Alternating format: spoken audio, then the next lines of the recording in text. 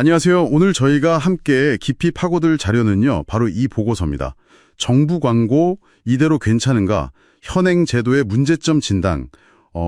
우리가 내는 세금으로 하는 이 정부 광고 과연 잘 쓰이고 있는지 그 속사정을 한번 들여다보겠습니다. 네. 보고서를 딱 보니까 좀 흥미로운 지적이 있더라고요.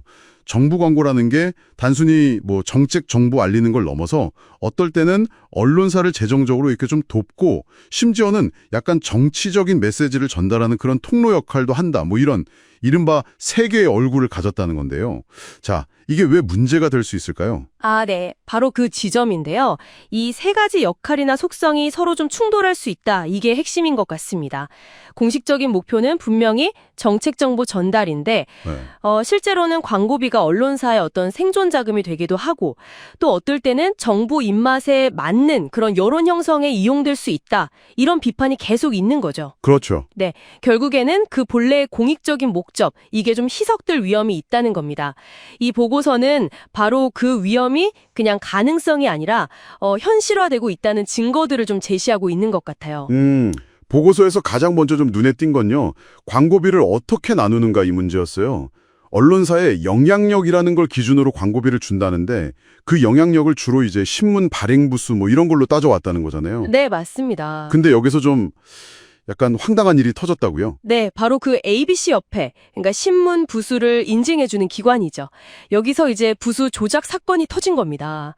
몇몇 신문사들이 실제보다 발행 부수를 이렇게 막 부풀려서 인증을 받고, 이걸 근거로 정부 광고비를 더 많이 타냈다, 이런 의혹이 제기된 거죠. 이게 시민단체 고발까지 이어지면서 파장이 꽤 컸습니다. 근데 이건 단순히 몇몇 신문사의 도덕성 문제, 이걸 넘어서요. 우리가 철석같이 믿었던 그 영향력이라는 지표 자체가 얼마든지 조작될 수 있고 그 왜곡된 지표가 결국 국민 세금을 나누는 기준이 되어 왔다는 거. 이게 사실 굉장히 심각한 현실을 보여주는 거죠. 그러네요. 네. 그래서 근본적인 질문이 생기는 겁니다. 영향력, 과연 뭘로 어떻게 공정하게 잴 수 있을까? 이 질문이죠. 믿었던 지표마저 이렇게 흔들리는 상황인데 광고를 집행하는 방식 이 자체에도 좀 문제가 있다는 지적이네요.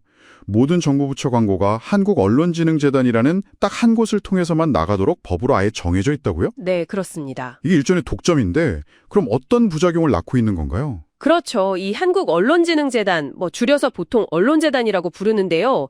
여기가 이제 정부 광고를 독점적으로 대행하는 구조인데 이게 투명성 문제를 낳고 있다는 게 보고서의 핵심 비판 중 하나입니다. 투명성이요? 네. 그러니까 어떤 기준으로 특정 매체에 광고를 배정하는지 그 과정이 명확하게 공개되지가 않는다는 거죠. 그래서 소위 깜깜이 집행이다 이런 비판이 나오는 거고요. 심하게는 정권에 좀 유리한 보도를 하는 매체에 광고를 몰아주는 거 아니냐 이런 의혹까지도 제기가 되고 있습니다. 듣고 보니 이게 단순히 그냥 투명성 부족 이걸 넘어서 좀 더 큰 문제가 있을 수도 있겠다 싶네요. 그러니까 한 기관이 모든 광고 집행을 이렇게 다 틀어지고 있다면 결국 정부가 언론 전반에 미치는 영향력을 너무 쉽게 행사할 수 있는 그런 통로가 되는 건가요? 네, 정확합니다. 그 지점을 보고서도 날카롭게 지적하고 있어요. 미디어 산업의 굉장히 중요한 자금줄 중 하나를 사실상 정부가 그것도 한 기관을 통해서 통제하는 그런 구조인 셈이니까요. 보고서는 이런 구조가 결국 소수의 좀 힘있는 거대 매체에 광고가 집중되게 만들고 오히려 다양한 목소리를 내야 할 우리 언론 생태계 전체를 좀 위축시킬 수 있다. 이렇게 경고하고 있습니다. 특히 이제 작은 언론사들은 정부 광고 접근 기회조차 얻기 힘들어지는 그런 상황이 될 수 있다는 거죠. 자, 그럼 정리를 좀 해보면요. 이 보고서는 현재 정부 광고 시스템이 크게 봤을 때 두 가지 문제에 봉착했다. 이렇게 진단하는군요. 그러니까 첫째는 신뢰를 잃어버린 영향력 지표 문제, 그리고 둘째는 투명성이 부족한 독점 대행 구조 문제. 네. 이 두 가지 때문에 결국 국민 세금이 원래 목적과는 좀 다르게 쓰일 위험이 크다. 이런 강력한 경고인 셈이네요. 네, 맞습니다. 보고서는 이 두 가지 핵심 문제를 해결하지 않고서는 정부 광고가 본래 공익적 기능을 회복하기는 좀 어렵다고 보고 있는 것 같습니다. 그래서 결론적으로는 광고비 산정 기준부터 시작해서 집행 방식까지 이 시스템 전반에 대한 어떤 전면적인 제도 개선이 시급하다 이렇게 주장하는 것이죠. 네. 결국 국민 세금이 정말 공정하고 투명하게 그리고 정책 정보 전달이라는 그 본연의 목적에 충실하게 쓰여야 한다. 뭐 이런 당연한 원칙을 다시 강조하는 겁니다. 오늘 이렇게 보고서를 통해서 정부 광고 시스템의 어떤 구조적인 문제점들을 좀 깊게 살펴봤는데요. 마지막으로 여러분께 이런 질문을 한번 던져보고 싶습니다.